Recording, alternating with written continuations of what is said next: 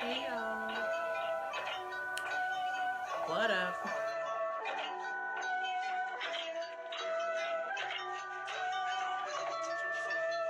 Hey, I'm back with another video, and this video is about depression. So, earlier on in the week or last week, I seen this post on Instagram that said maybe you were depressed way longer than you knew or you realized. It has something to do with that, but I'm gonna put it right here on the side of the screen. But it just said like maybe you were depressed way longer than um way before you were a teenager, something to that extent. But that's what the post said, and it really got me to thinking like, yo, boom. So I don't know if anyone realizes, but I talk about self-reflection a lot, especially on my Instagram page. I have reflection Wednesdays, and I post on Wednesdays just a little reflection about what I have learned about myself, and then on Thursdays I have tell all Thursdays. Is it tell all Thursdays or tell all Tuesdays? One of those, but I kind of just talk and I reflect on like topics that are important, right? So a while back I realized that I was depressed before I realized I was depressed. It took me to have to come out of that depression to realize that I was actually depressed. Um, and I was depressed before I was even a teenager. And I realized this through writing. So I do write in a journal about anything really, but I kind of have been, since the summer has started, I've been writing about events that happened as a child that kind of shifted my perspective as an adult and or a young adult, and those journal entries really taught me or helped me realize that I was depressed as a child. I was like, it's hard to even explain that I could possibly be a depressed child and be a happy child at the same time. It's really weird, and I probably don't make any sense. I don't know. Maybe somebody else would like understand where I'm coming from, but I feel like I was depressed as a kid. Like I used to have very depressing and sad and emotional outbreaks. Like I have diaries from my childhood where I'm writing and I'm like, oh boy, another day of this or another day at school, and I hope these girls don't bully me. I hope I don't do this, doesn't happen, that doesn't happen. So like I realize like now that I'm older, I was depressed. How did I not know? How did I not know that my anger, aggression, and wasn't normal, or it wasn't healthy? It was normal, but it wasn't healthy. Like, but I probably figured it was because I was always doing it, and no one really stopped me. No one really identified it. I have letters where I'm like, just telling people, like sorry, but like definitely in the most sarcastic way that I could possibly say it. I'm not.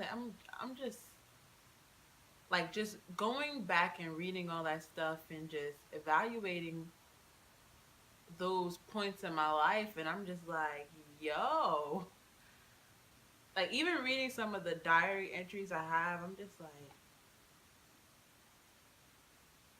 you were a troubled child. Like, I don't know. Maybe I don't even know where this video was going. I just want to say, like, if you see someone and you see a change in their personality, their actions,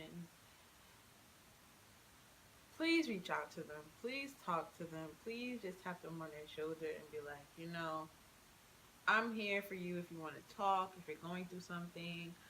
As an individual, they may not even realize that they were depressed. They may not even realize that they were like sad. They may not even realize that something's bothering them or they're going through a change. You even have people who have mental illness who don't realize that, you know, they have a mental illness until someone else that's looking from the outside in taps them and they're like, maybe you should get some help. These are signs of this, or your emotions, your emotional swings are a sign of this. So just stay aware and alert, especially in the Black community, because I don't think we identify those things really well. As a kid, I probably like adults probably wrote my behavior off as like, oh, she has attitude problem, oh, she's grown, what's wrong with this little girl, like she got too much going on, she thinks she grown, she doing this, she ain't going through nothing, what's wrong with her, she's yada yada yada, like especially in the Black community, like that, those are probably all the things that people would say. Oh, she acts like she acts older than her age, she's too much, who is she hanging out with, not even realizing that that child could possibly be going through something. And instead of you stepping in and being an adult and helping that child, you stand from the outside and you judge and you nitpick and you throw in your 2 cents in your comments, not realizing that somebody may need your help. Do not sit around and just watch from the outside, because people may be depressed or may be going through something and you don't even know it. Like the strongest people, and honestly, my attitude problem, me sleeping all the time, could have been a coping mechanism for all the things that were on my mind, all the things that were annoying me, all the things that were, um, you know, bothering me. Because in that time where I would go through these long periods and I would sleep so much that when I got up I was exhausted. I would sleep for over 8 hours and I would wake up and I would still feel tired and I would still, do a little something and then go right back to sleep. That's how much I was sleeping. That's how tired I was. My body always felt. I felt drained. I felt like I didn't have any energy. I was just. And then the other day I seen a post about children, you know overcompensating with the drugs and alcohol because they are depressed and they cannot speak out on their, they can't speak out on their depression to their family in like the Black community. And I was just like, yo, like when I ask people who do like when I've asked people, peers, who engage in like recreational drugs often, like they it's a hobby, and alcohol, and I asked them like, yo, like, why do you do it? And they just be like, it helps me deal with my problems, or it relieves the stress. And then you even hear people that are 19, 18, 17, 16, and they like, yo, like, I'm stressed out, I need a blunt. Because in the Black community, we do not offer an outlet for our children to voice their opinions, or to talk to us, or let them feel like it's okay to have emotions. Because for one, if someone is different than the main population, we automatically go ahead and say, um you're crazy, you're weird. We outcast them if they're not into the songs we're into, if they're not rapping, you know, if they not wearing the latest fashion and not like, what I mean. Like, we kind of outcast people who aren't doing what mainstream Black people are doing, or what pop culture deems as lit at the moment or trendy. So we kind of just like, we gotta do better. Like, even as a child, growing up as a Black child, I've realized in it's definitely It's definitely a thing in an African American household, but especially in West Indian households or African households, yo, a kid is not allowed to have emotions or feelings or opinions about anything that is going on at home. If you don't like the grocery store your mother is going to, shut up. Like, you as a parent, you might not realize, you might think that's harmless, but when you shut your child down from a young age with little things like that, it shuts them down for life.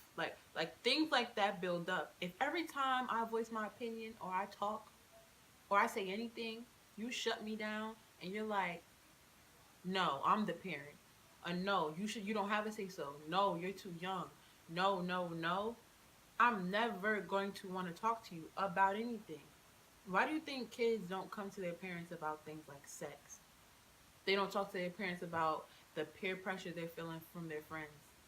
I'm not saying by any means treat your children as if they are your friend, but develop a relationship with within our community with our we should need to develop a relationship within our community with our children that allows our children to feel comfortable enough to come to us and talk to us about any and everything. Because if they don't talk to us about it, then who are they talking to? Who are they telling these things to? Like, a handful of black people that you know that talks to a counselor or a therapist. Let me know a person. And then let me know what you originally thought growing up about speaking to like a therapist or a counselor about your problems. Because I promise you, 8 out of 10 children growing up thought always had a negative like a negative, they always viewed counseling or therapy as a negative thing, something you only do when something is wrong with you or if you're crazy or yada yada yada. We don't know enough about mental health. I don't know enough about mental health, and that's why I am taking the time out to learn more about mental health. We don't know enough about depression. We don't know enough about raising our children to be conscious human beings. We don't know enough about creating a home that feels like a home for our children.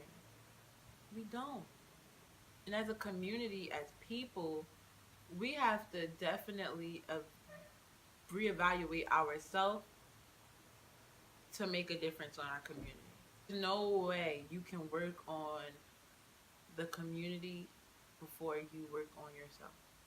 Y'all, that's all I have to say for this rant. I kind of really went off course and I really got in depth about, topics that are really irritating to me, but it's definitely needed. I hope you guys enjoy. Um, Let me know what you think about some of the topics I kind of touched based on. Definitely feel free to disagree in my comments. I have no problem discussing certain, viewpoints and perspectives with anyone. Feel free to, email me, DM me on Instagram. I love you guys. I really appreciate you for watching. Make sure you subscribe and like this video. Push me to the edge. All my friends are dead. Push me to the edge.